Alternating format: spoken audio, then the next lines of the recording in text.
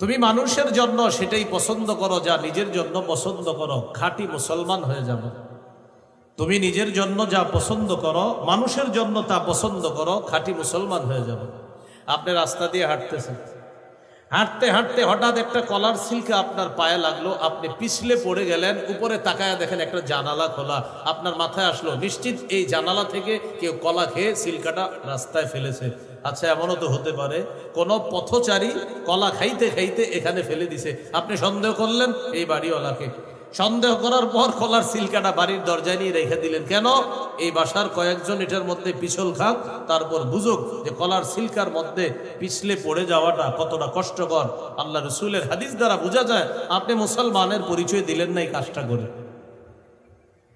পায়ের মধ্যে ইটের টুকরা লাগছে, ছাদে তাকায় দেখে এক বাসায় কাজ হইতেছে, টেনশন, এই বাসার থেকে ইটের টুকরাটা পড়ছে।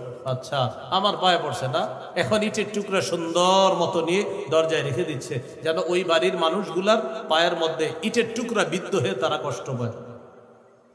অথচ রাসূলুল্লাহ সাল্লাল্লাহু আলাইহি সাল্লাম বলেন, সহিহ বুখারীর বর্ণনা, কোন মুসলমান রাস্তা থেকে কষ্টদায়ক বস্তু যদি এই নিয়তে সরিয়ে দেয়, আমার কোন মুসলমান ভাই বোন যেন কষ্ট না পায়, গফারাল্লাহু লাহু মা তাকদ্দামা মিন যামবি, আল্লাহ তার আগের সব গুনাহ মাফ করে দেন।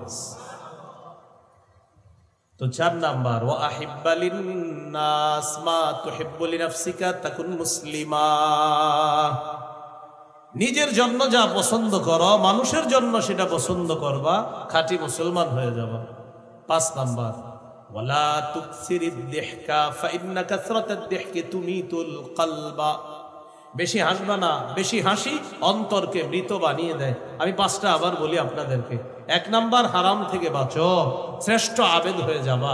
2 নাম্বার, আল্লাহ তোমার জন্য যা ফয়সালা করেছেন, বরাদ্দ করেছেন, খুশি থাকো, শ্রেষ্ঠ ধনী হয়ে যাবা। 3 নাম্বার, প্রতিবেশীর সাথে উত্তম আচরণ করো, খাঁটি মুমিন হয়ে যাবা। 4 নাম্বার, নিজের জন্য যা পছন্দ করো, অপরের জন্য সেটা পছন্দ করবা, খাঁটি মুসলমান হয়ে যাবা। 5 নাম্বার, বেশি হাসবা না, বেশি হাসি অন্তর মৃত বানিয়ে দেয়। আল্লাহ আমাদেরকে এই গুরুত্বপূর্ণ 5টা নসিহত আমরা গ্রহণ করে যেন আমল করতে পারি, আল্লাহ তৌফিক দান করেন।